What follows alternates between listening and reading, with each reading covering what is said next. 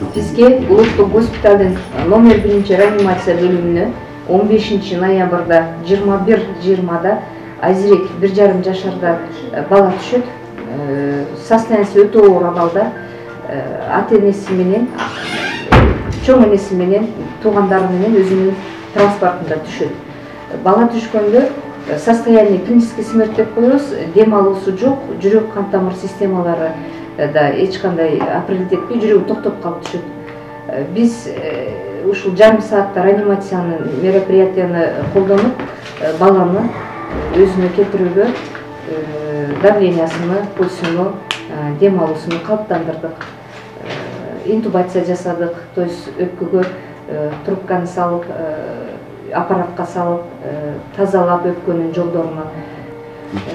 Бизге чындыгында айтканда биз чоң адамдар бөлүмү болуп, бизге күнүгө түшүп турат. Мындай оор кырдаалдагы оорулар.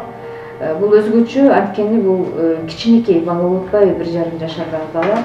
Чуркап жүргөн, курут менен өпкөсүнө куруп тыгылып калып, ошо дем алуусу токтоп, ата-энеси менен ата-энесинин айтуусуна караганда 10 мүнөт, 15 мүнөттө жеткизген бизге. Бизге реанимационный мероприятие бир жарым сааттай болду. Ошол жарым сааттын ичинде баланы толук өзүнө калыптандырды. Кайсы район эш? Так, район dedik, Ош базарынын жагына жакын жайгашкан. Эң жакынкы эле оорукана, мисалы, Фучка болмокпу? Жакын болмок. Аны билбей бул жака келишти. Бизге эмнегедир түз келген, эмнеси өткөн, аны сураган жокпуз. Реанимационный отделение болгон үчүн биз бала, чоң баарын бирдей болгон. Азыркы кезде баланын акыбалы кандай? Азыркы кезде биз эртең менен баланын акыбалы жөнүндө телефон менен кайрылдык. Өпкөнүн жолдорундагы курут алынды дейт, инородное тело. Анан сознание сопур деп коюп, неврологический статус боюнча дарыланыш керек. Анткени баш кайсы жака отурдуңуз? Качан? Кандай абалда?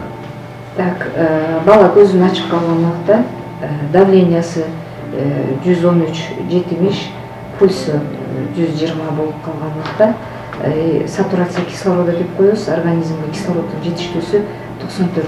То есть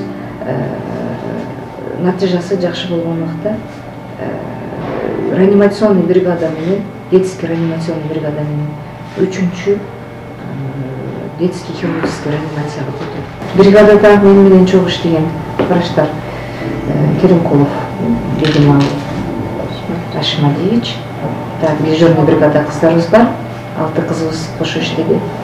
И мен Кабылова Гүлбара Сапаралиевна, анестезиолог Чолпонбаева Нургүл Сатыбалдиевна.